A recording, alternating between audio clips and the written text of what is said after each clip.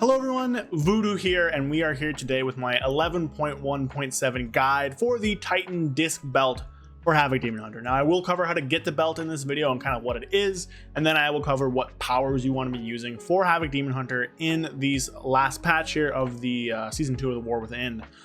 This belt looks like it'll be much better than it was last time I made my video. They went through and buffed it by a lot. They really over buffed one of the things, specifically the lightning one, which we'll touch on.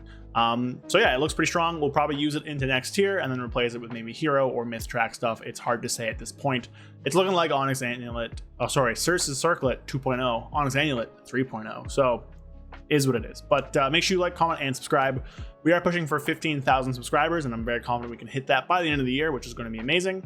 And like the video, of course, as well, to help spread it to more people. So with that, let's get on to the video and talk about the Titan Disc Belt for Havoc. All right, so first things first is probably just like what actually is the Titan Belt. Well, the Titan Belt is a new thing being added. When you zone in, if you go over to the little delve zone here in Dornogal, so this little hut here, I'm on PTR, of course, where Bran is and all that stuff, there should be Dagran Thorson here, the second, with a little quest for you. So what you want to do is obviously take this quest, take it, and what it's going to do is it's going to have you do a few introductory quests. I'm not sure if they've changed it. I believe there's another one that will unlock the delve like talent tree system that I already did on a different character on this account. There's going to be a different quest here which will cause you to go into a charge delve and basically just complete it, and then you'll get this quest. So there are two quests you have to do, one for the unlocking like the talent tree stuff, and then one for actually getting the belt. So this will require you to do two delves. But if you've already done this, of course, on a different character, then you will go and just, you know, like if you're doing your alt, just have to do one quest. But if this is your first time, it'll be two quests. Both quests are very easy. Both quests can be done on like delve level 2, so they do not take very long. But basically what we have here, destroy 4 overcharged pylons and complete an overcharged delve to charge the device. And we get our durable information securing container at eye level 691. So we're gonna accept that. Let's go find an overcharged delve. So here we are inside of an overcharged delve. Now overcharged delves will appear on your map as these little shocky ones. I'm not sure if it's 2 delves a week that are overcharged or 2 delves a day. Right now it is Krigval's Rest and Skittering Breach. I'm in Skittering Breach. And there are like 6 total. I don't know them all off the top of my head, but there's like 1 per zone. I think one zone might have 2 that are allowed to be overcharged. And what overcharged delves do, well, first off, they have this fun little console, which is what the first quest does. It gives you these little discs. So the first quest just requires you to collect 100 of a currency, which you get from looting mobs, which is not that big of a deal. So I guess I'll just grab one of my talent trees. This will help you do delves, not that big of a deal. But what overcharged delves do is they add a few things. So the first thing you'll notice is all these blue little circles on the ground. If I step into one of those, I'll be rooted, not that big of a deal. They add a bunch of new enemies, so you can see an awakened defense matrix over there, a little orb, there's like this titan guy over here, and then there are some snakes, some like Sethric-y people. I don't know if I can see one right now. Oh, here we go, awakened attendant over there. So they add these things to the dungeon, to the delve, and then there also is a mini boss they add as well, and they also add these pylons, which will just zap you. Now to get the delve belt, you do have to destroy some of these pylons, so we'll just go pull up to one. Again, I'm doing a 2 right now because it's very easy, but these pylons, there's a few kinds of them, but we have to kill 4 of those to get our delve belt. So go up and kill them pretty easily.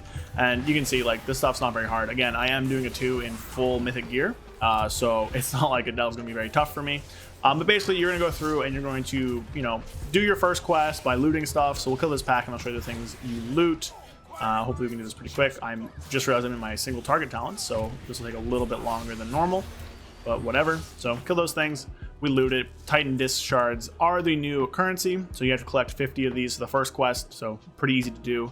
The end of the dungeon has a ton of them as well, so you do one run, come back in, do another run, which has you kill all these overcharged pylons, then you get your delve belt. So I'm going to get the delve belt on this copy of my character, and I will see you guys after that. So I finished the overcharged delve, and now I can go in and turn in my little quest here and get my belt, as well as a little chest with like gear and stuff. However, once you get that belt, it is not the end of the story. It is 691, which is pretty good. There is another quest here to get an upgrade. So it says acquire 4 faulty titan directives and complete an overcharged delve. Faulty titan directives are items that drop from mobs in the instance. Now I'm not sure if it's only the titan mobs or if it's any mob, but pretty much as long as you do a delve and just loot everything you kill, you will get this and then complete a delve. So, you know, you get a little item card that increases its item level. So basically you have to do 3 delves the first week and then 1 delve after that. I believe it's only going to take 2 more additional weeks to fully upgrade it. It could be 3 more additional weeks. I don't think so, because it's only like a 10 eye level jump. But first week 3 delves, second week 1 delve, third week 1 delve, and then fourth week maybe a delve, although I doubt it. So there you go. That's kind of the full line to get your belt. And when you get the belt, it comes with a socket, comes with stamina, a ton of agility, and when you get it, there is a right click to open the device. Now I think this is dumb, but it does have a trinket lockout, so whenever you equip it, you do have to wait 30 seconds to be able to open it. But you know, you can socket it normally. I don't know if I have any gems put in it, but you know, you can socket it. And pretty much what this does is it has no secondary stats, but has a bunch of different effects that you can use that do scale based on the item level. So whenever this 6-second countdown is actually done, we can open up the device and show you what that looks like. But pretty much there are a single target proc, an AoE proc, healing proc, a shield proc, and then I believe 1 of each stat proc. There might be more in here I can't think of, but pretty much this is it. Charge bolts, cauterizing bolts, you get right away, and the rest of them you can get by doing different delves, so they'll tell you right away. So let's say you want electric current, well then go do the spiral weaves delve, and it doesn't have to be overcharged, so you can just get it. Don't know if it's automatic, don't know if it's 100% drop, don't know where it's from exactly, but if you just do this delve, you should get it. Same with anything else here. Basically though, there's only 2 we want to talk about, which we will get to on our sim thing, but for now you can just kind of freely swap anywhere. You can change a talent, you can change a bolt thing here. Unsure if you can do it in instances, but like a keystone or whatever, but it's very easy to just swap between them. You can just click it like that, and once you unlock it, it's there forever. So it's better than the Circes and the Onyx, which required you to have those gems and swap them out all the time. This is pretty much a set it forget it belt, and it's pretty good. So with that, let's go to Sims. All right, and here we are with the Sims, and right away, if you watched my last video, you're gonna notice that this is so much better than it was before. On my last video, I was complaining that it was only like a 0.3% upgrade at like a 690 something eye level. What they've done is they've actually increased the eye level. I think it was 694 before was the max. Now 701 is the max, and 691 is what you get it at. And they've made the procs crazy good. Now I only have max eye level Sims here. I did some lower eye level Sims. They're all better. Every single belt eye level is better than a normal belt now. So throw out whatever belt you have, equip this new one. But the damage, like the ranking of these things doesn't change with that lower eye level, so I didn't think there was a point in including them, but you know, use them as soon as you get it basically. And we can see here that the single target proc is crazy far ahead of basically anything else. It is almost 1.5%, so double what the split AoE proc does. And then after that we have some stat ones. So right away, charge bolts is crazy good. So basically what this one does is that I believe it's a 1.5 hasted procs per minute, which basically turns you into a lightning conduit, where it actually has some cool animations, but you zap a nearby enemy for a certain amount of damage every 2 seconds for like 15-16 seconds, something like that. So it's just a damage proc, it's nothing too crazy. Charge crystal is just like a meteor effect. Spark burst is just a haste proc. Mastery gives you a cyclical mastery while in combat, so it starts low, ramps up high, then goes back down low, then back high, like that. Critical chain is a crit proc that when it procs, ramps up crit for 20 seconds, so it's like a void ritual. So if I proc it, let's say I have 1 stack of it, and then over the next 20 seconds I'll gain up to 20 stacks, and then I'll lose it. And then the verse proc, which has been nerfed a ton, basically starts high, and as you use the abilities it goes low. So those are all the procs. The only one we care about is the charge bolts proc. So you're going to use this for every single fight in raid. It is so far ahead it's not even worth it to use anything else. There's just no other alternative. Use the charge bolts proc in raid and you're going to win. For Mythic Plus, it's weird. So what we have here is we see that all of these single target procs, and by the way, this is a 5-minute 6 boss target sim, which is not really what happens in dungeons, see that mastery is the highest.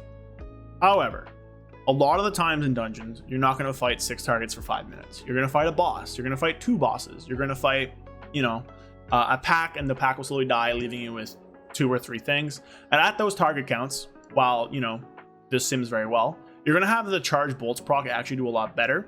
And it is so much further ahead on like single target fights that I think personally you should just play charge bolts.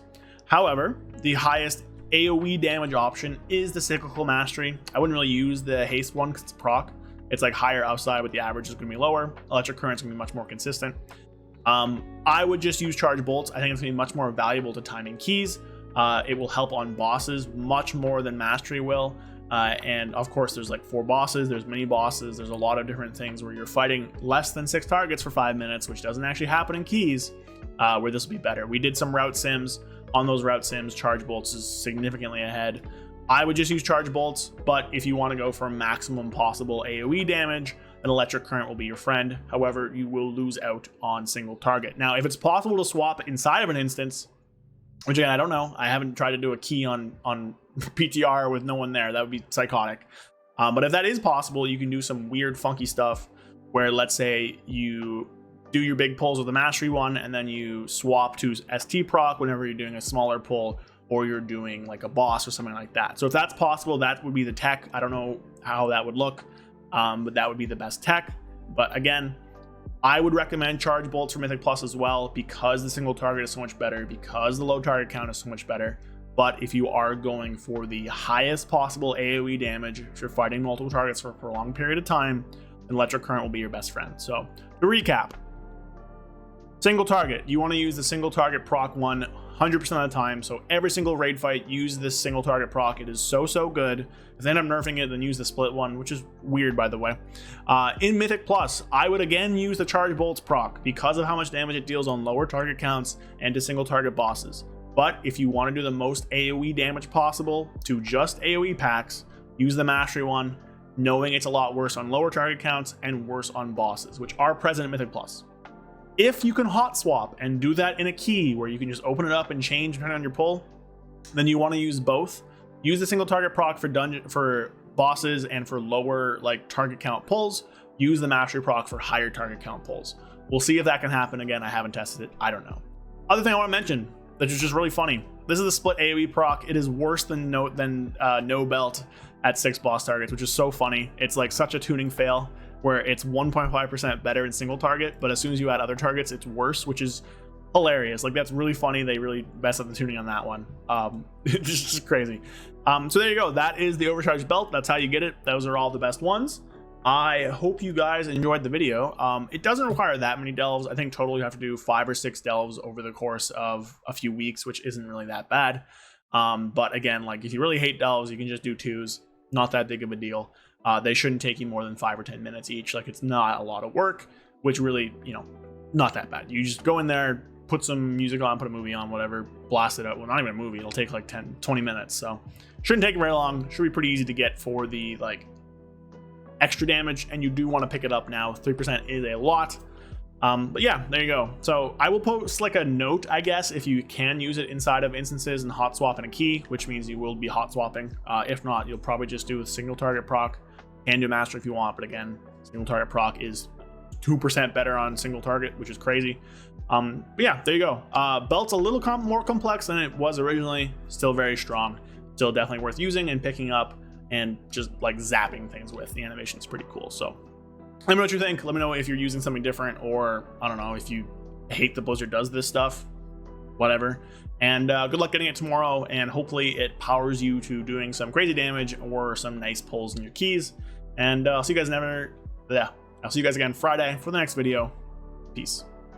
A big thank you to everyone watching my videos, but especially to my channel members. Thank you, Alexander Trifunovic, Rukaza, Fear Redefined, Loose Change, Jorge Polanco, Matthew Barr, Zuligan, Chocobo Merc, Gabriel Correa, Matchman 133, and Falafadar and Dark Terror. Thank you so much to everybody. If you want to join and support me in making videos, consider following the link below. I will be adding more perks to this over the summer as I get more time, including log review, which isn't available right now. But again, I do appreciate everybody just supporting me and watching the videos. So I'll see you guys next time. Thank you. Make sure you like, comment, subscribe. Peace.